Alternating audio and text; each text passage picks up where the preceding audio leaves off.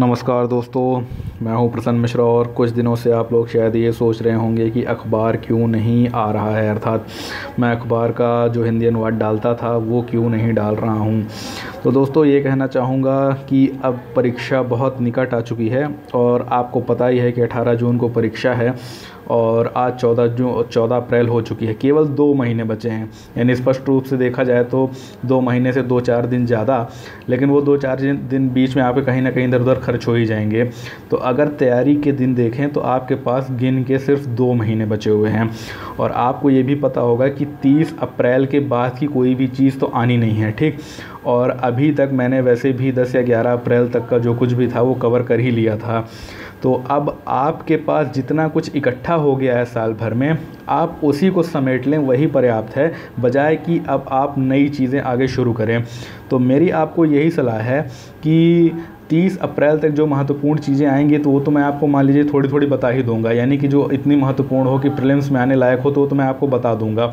लेकिन अब वो बहुत सारी चीज़ें जानने की आवश्यकता नहीं रही है कि अब रूस में क्या चल रहा है, डोनाल्ड ट्रंप क्या कर रहे हैं, और बहुत सारी ऐसी नीतियां हैं जैसे बैंकों की नीतियां, इसकी नीतियां, ये सारी चीज़ों की अब आवश्यकता नहीं है। अगर कोई एकदम से नई चीज़ आती है, कोई अधिनियम आ जाता है या कोई बैंक का नया नियम आ जाता है, आरबीआई की कुछ गाइडलाइंस आ जाती हैं, ठीक, या कि कोई एक अंतर्राष्ट्रीय घटना ऐसी महत्वपूर्ण हो जाती है जिसमें कई सारी भौगोलिक चीज़ें या कि ऐसे बहुत सारे तथ्यात्मक चीज़ें आ जाती हैं जो कि जाननी आवश्यक हैं, तो उनके बारे में आपको बता दूंगा। लेकिन बहुत सी चीज़ें जो अभी तक हम विश्लेषण करते थे उसका कोई महत्व नहीं है, क्योंकि प्रीलिम्स जो है तो कोई विश्लेषण का एग्ज़ाम नहीं है, विश्लेषण की परीक्षा नहीं है। और अगर पिछले वर्ष के प्रीलिम्स के पेपर को देखा जाए तो उसमें विश्लेषणात्मक कुछ था ही नहीं। उसमें जितना कुछ था, ज़्यादातर प्रश्न जो थे वो तथ्यात्मक थे, यानी कि आप जानते हैं तो ठीक है, नहीं जानते हैं तो वहाँ दिमाग लगाने लायक बहुत कुछ था नहीं।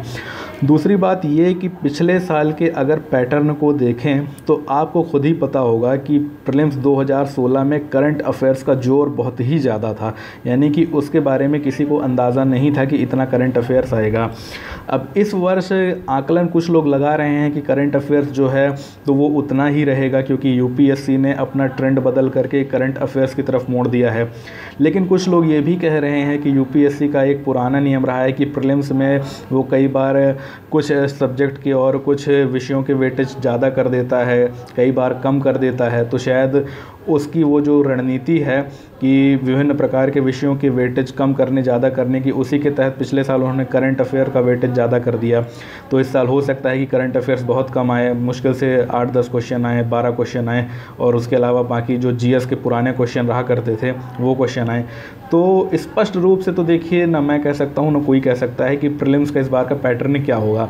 अगर इस बार भी जीएस बहुत ज़्यादा पूछता है तो इसका एकदम स्पष्ट मतलब ये होगा कि यूपीएससी जो है तो पूरी तरीके से वो जीएस पे फोकस कर रहा है, क्योंकि ये हम जान चुके हैं कि मेंस में तो पूरी तरीके से वो करंट अफेयर पे फोकस हो गया है, ठीक। और ये माना जा रहा है कि आगे से अब प्रीलिम्स में भी वो करंट अफेयर्स पे फोकस हो जाएगा। शायद मैंने अभी ये कह दिया कि यूपीएससी का प्रीलिम्स जीएस के ट्रेंड की तरफ बढ़ रहा है, सॉरी, करंट अफेयर के ट्रेंड की तरफ बढ़ रहा है। मेरा ये कहना था कि करंट अफेयर का जो ट्रेंड है, आप देखेंगे कि सिर्फ यूपीएससी ही नहीं, बहुत सारे जो अन्य भी परीक्षाएं हैं तो वहाँ पर भी धीरे धीरे करंट अफेयर का जोर बढ़ता जा रहा है।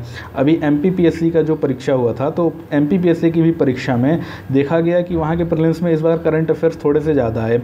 इसके अलावा बाकी भी जो अन्य परीक्षाएँ हैं जहाँ पर पहले जीएस में ज़्यादातर स्टैटिक जीएस, यानी कि जो ऐसी चीज़ें होती हैं किताबों में आमतौर पर मिल जाती हैं, वही पूछा जाता था, लेकिन उन परीक्षाओं में भी थोड़ा थोड़ा करंट अफेयर्स का रोल बढ़ाया जा रहा है। तो अब मुझे क्या लगता है कि करंट अफेयर्स जो है तो इस साल भी महत्वपूर्ण रहने वाला है, लेकिन जिस तरीके से पिछले साल महत्वपूर्ण था उतना ही रहेगा या उससे कम रहेगा, इसके बारे में थोड़ा सा संदेह बरकरार है।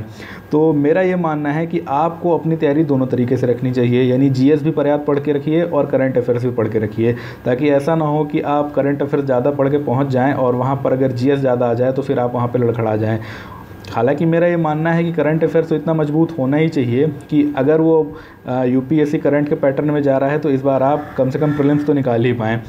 तो उसी के तहत जो मैंने एक नया कार्यक्रम शुरू करने का सोचा है वो ये है, जिसकी मांग भी बहुत ज़्यादा थी, कि जो साल भर में जीएस हुआ है, जो साल भर में करंट अफेयर्स हुआ है तो उसको कवर किया जाए। तो आपको ये लग रहा होगा कि करंट अफेयर्स आएगा कहाँ से कहाँ तक। तो आम तौर पे यूपीएससी का ट्रेंड रहा है वो करंट अफेयर्स लेता है 1 साल का, ठीक। अब चूँकि पिछले साल एग्ज़ाम जो था वो अगस्त में हुआ था, तो उन्होंने जून से जून का उठाया था, ठीक।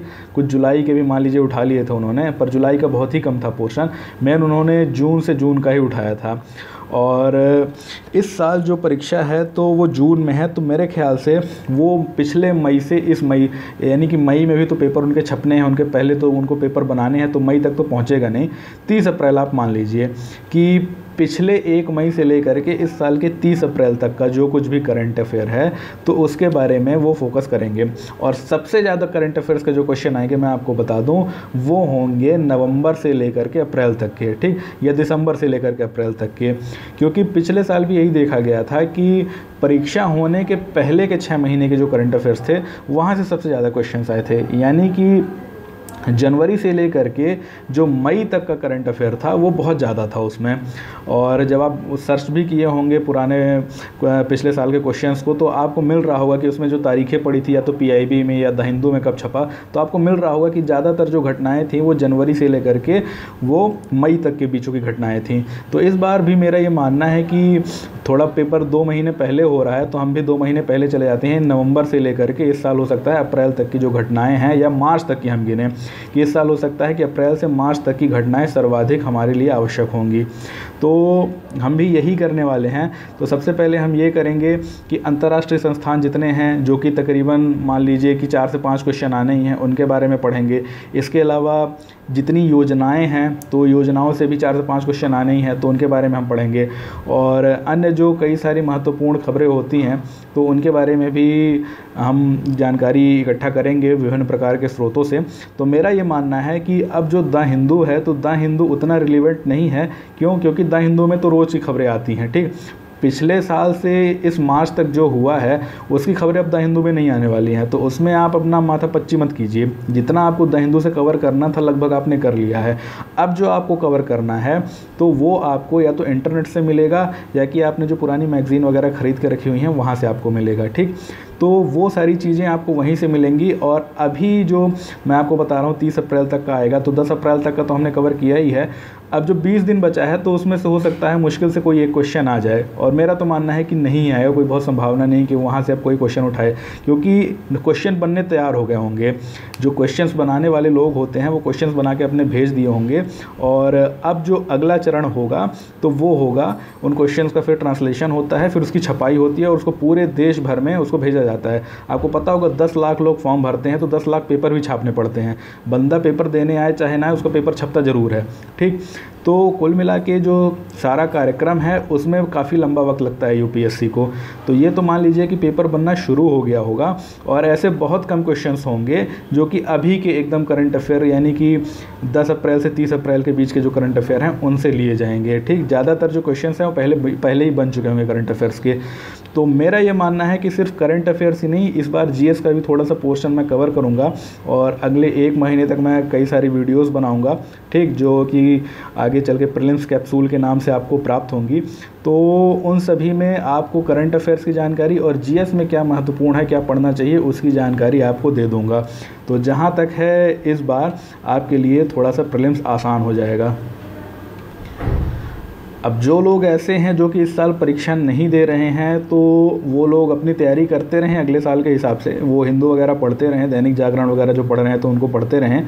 लेकिन मेरा जो पूरा कंसर्न है अभी, जो पूरा फोकस है अभी, तो वो उन लोगों के लिए है जो कि इस साल प्रीलिम्स दे रहे हैं, ठीक, और जो ये सोच रहे हैं कि वो प्रीलिम्स तो कम से कम इस साल निकाल ही लें, और जो कि पहले से 2-3 साल से 4 साल से भिड़े हुए हैं, तो उनके लिए तो काफ़ी ज़्यादा महत्वपूर्ण हो जाता है कि अब वो इस परीक्षा को निकालें, क्योंकि उनके ऊपर दबाव भी काफ़ी ज़्यादा होता है हर जगह से।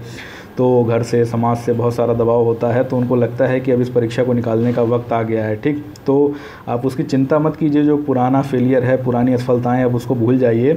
अब आप ये सोच के चलिए कि इस साल जो परीक्षा आने वाली है तो उसमें मुझे इतनी मेहनत करनी है कि अभी का जो पहला लक्ष्य है प्रीलिम्स निकालने का, वो तो आप प्राप्त ही करेंगे। ठीक, आप अपने अंदर एक विश्वास जगा लीजिए कि अगर अब मैं लगातार एक रणनीति से चलता जाऊंगा तो मैं प्रीलिम्स निकाल सकता हूं। आपको बता दूं कि अगर आप पिछले 2-3 साल से तैयारी कर रहे हैं तो आपकी जो मूलभूत तैयारी है तो उसके कई सारे पक्ष पूरे हो चुके होते हैं, आपको पता नहीं चलता है कई बार। ठीक, अब उन सारे पक्षों को एक बार फिर से रिफ़ाइन करने की ज़रूरत होती है। आप अगर उसे कर लेंगे तो मेरा मानना है कि आपका प्रीलिम्स निकल जाएगा। ठीक, तो 2 महीने अभी हैं आपके पास, पर्याप्त हैं। ठीक, और इस 2 महीने में कोई नई चीज़ उठा करके मत पढ़िएगा, जितना आपने पुराना पढ़ा है उसको समेट लीजिए, वो आपके लिए ज़्यादा फ़ायदेमंद होगा। अगर आप अभी सोचते हैं कि आप कोई नया सब्जेक्ट जिसे आपने बिल्कुल भी नहीं पढ़ा है उसको पढ़ने बैठें तो वो आपके लिए काफ़ी भारी भरकम होगा। क्यों? क्योंकि आप उसे या तो पढ़ नहीं पाएंगे अच्छी तरीके से, या कि मान लीजिए आपने उसकी एक रीडिंग लगा भी डाली तो आप उसको रिवाइज़ नहीं कर पाएंगे, और उसके चक्कर में बहुत सारी अन्य चीज़ें भी रिवाइज़ नहीं कर पाएंगे। और रिवीजन एक ऐसी चीज़ होती है कि अगर आप ना करें तो आपके प्रश्न गलत होने की संभावना सबसे ज़्यादा होती है, खासकर यूपीएससी में। ठीक, क्यों? क्योंकि रिवीजन ही वो चीज़ है जिससे कि आपके तथ्य जो होते हैं, जो आंकड़े होते हैं, वो एक एक परत करके स्पष्ट होते जाते हैं। क्योंकि आप जब कोई चीज़ पहली बार पढ़ते हैं तो उसकी खाली मुश्किल से 15 से 20% ही चीज़ें जो हैं तो आपके दिमाग में रह जाती हैं, बाकी सब कुछ भूल जाता है। ठीक, आप जब उसको 2-3 बार पढ़ लेते हैं तो उसकी तकरीबन 60-70% चीज़ें जो हैं वो आपके दिमाग में आ जाती हैं, और यूपीएससी निकालने के लिए इतना ही चाहिए होता है। यानी कि जो भी आपने विषय पढ़ा है तो उसको आप 60 से 70% क्लियर कर लीजिए।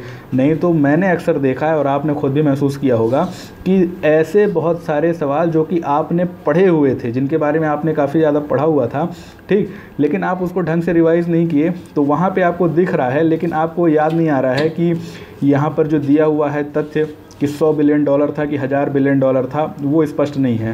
ठीक, इसी तरीके से आपको पता है कि ये जो संस्था है तो मैंने पढ़ी थी कि ये कब बनी थी, लेकिन आपको पता नहीं चल रहा है कि ये 2007 में बनी थी कि 2005 में बनी थी। ऐसे जो छोटे छोटे तथ्य होते हैं जो कि आपसे गलत होते हैं और जो कि आपको बाहर करवा देते हैं, वो सिर्फ़ और सिर्फ रिवीज़न से ही उनकी भरपाई हो सकती है, और रिवीज़न से ही वो मजबूत हो सकते हैं। तो दोस्तों, मेरा ये कहना है कि आप अब लग जाइए, और आज शाम से मैं एक एक करके वीडियो बनाना शुरू करूँगा। ठीक, तो मैं जितना कवर कर लिया करूँगा तो उतना आपका वीडियो बना के आपके पास भेज दिया करूँगा, और आप भी उस हिसाब से अपनी तैयारी कर लीजिएगा। और आपको अगर लगता है कि कम है तो मुझे बताइएगा, मैं कोशिश करूँगा उसको और ज़्यादा डालने की, उस विषय में और ज़्यादा बताने की। और साथ ही साथ अगर आपको लगता है कम है तो कुछ स्रोत आपको बताऊँगा, तो आप वहाँ से जा कर के खुद भी उसको पढ़िए। ठीक, तो हमारी जो तैयारी है इस बार मजबूत होनी चाहिए, जिससे कि हम प्रीलिम्स निकाल सकें। तो चलिए, तब फिर से मिलेंगे, तब तक के लिए धन्यवाद। जय हिंद।